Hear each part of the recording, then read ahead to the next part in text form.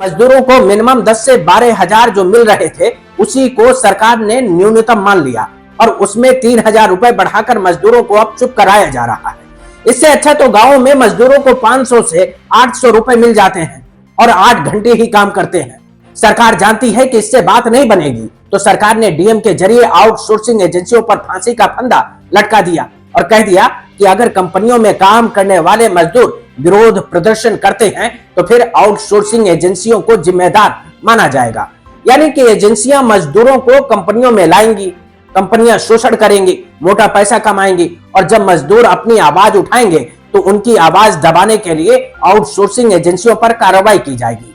ये बात हम नहीं कह रहे हैं बल्कि गौतम बुद्ध नगर की डीएम मेधा रूपम कह रही हैं। हमारे औद्योगिक क्षेत्र में औद्योगिक इकाइयां और श्रमिकों के बीच में कई जगह कड़ी है संविदाकारों की, जिनको हम आउटसोर्सिंग एजेंसी भी कहते हैं।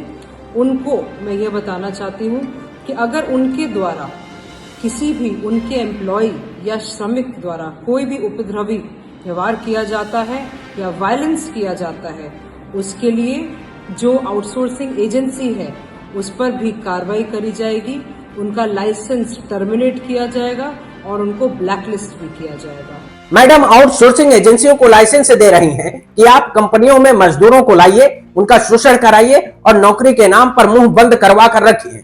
और अगर ऐसा नहीं कर सकते हैं तो आउटसोर्सिंग एजेंसी चलाने का लाइसेंस सरेंडर कर दीजिए। सोचे तेल कंपनियों को घाटा ना हो और सरकार की जेब में पैसा आता रहे, इसके लिए कभी एक्साइज ड्यूटी बढ़ा देगी सरकार तो कभी घटा देगी और ज्यादा तेल महंगा होगा तो जनता पर बोझ डाल देगी। विरोध होगा तो 2 से 4 रुपए कम कर देगी और अपनी पीठ थपथपा लेगी।